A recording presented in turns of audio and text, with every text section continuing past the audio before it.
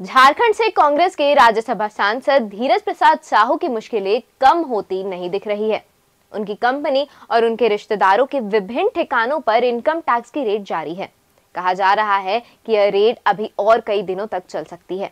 जानकारी के अनुसार साहू घराने के विभिन्न ठिकानों से इनकम टैक्स ने 176 कैश से भरे बैग जब्त किए हैं। इनमें से 131 बैगों में भरे कैश की गिनती अभी बाकी है।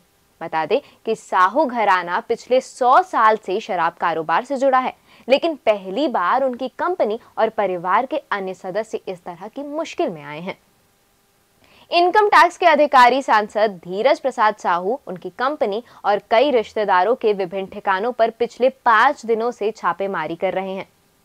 यह छापेमारी झारखंड और पड़ोसी राज्य उड़ीसा में कई ठिकानों पर हो रही है। इन ठिकानों से बेहिसाब कैश मिले, जिनकी गिनती करने में अभी और 3 से 4 दिनों का वक्त लगेगा।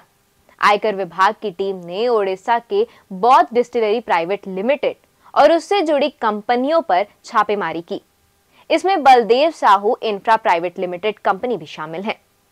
अभी तक जब्त राशि को लेकर आयकर विभाग की ओर से आधिकारिक तौर पर कोई जानकारी नहीं दी गई है, लेकिन मीडिया रिपोर्ट्स के अनुसार इन ठिकानों से 300 करोड़ रुपए से अधिक कैश मिले हैं। आइए अब बात करते हैं साहू घराने की। बीजेपी और कई अन्य दलों संगठनों के नेताओं की ओर से दावा किया जा रहा है कि यह सारा पैसा कांग्रेस के राज्यसभा सांसद धीरज साहू का है।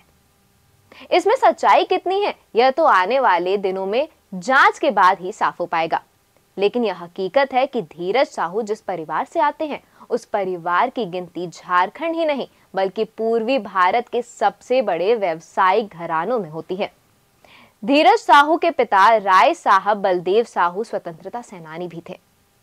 राय बलदेव साहू के पिता ने करीब 100 साल पहले लोहरदगा में देशी शराब का कारोबार शुरू किया। बाद में बलदेव साहू ने इस व्यवसाय को देश के 7 राज्यों में फैलाने का काम किया। Baldev Sahu infra private limited company और इससे पहले उनके पूर्वजों की ओर से भी लगातार शराब का कारोबार किया जा रहा है, लेकिन पहली बार परिवार को इस तरह की कठिनाइयों का सामना करना पड़ रहा है।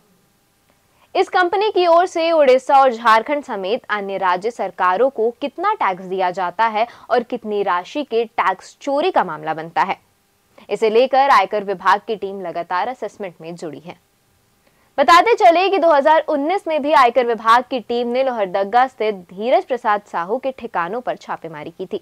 धीरज प्रसाद साहू झारखंड से कांग्रेस टिकट पर तीसरी बार चुनाव जीतकर ऊपरी सदन पहुंचे हैं। कांग्रेस नेताओं का कहना है कि यह घराना 100 साल से शराब व्यवसाय से जुड़ा है। आयकर विभाग की ओर से अभी तक यह स्पष्ट जानकारी नहीं दी गई है कि यह पूरी राशि धीरज प्रसाद साहू की अकेले की है या बरामद कैश पूरे परिवार का है। जब तक आयकर विभाग की ओर से पूरी जानकारी नहीं दी जाती है, तब तक बेवजह इसे मुद्दा बनाने की कोशिश नहीं होनी चाहिए।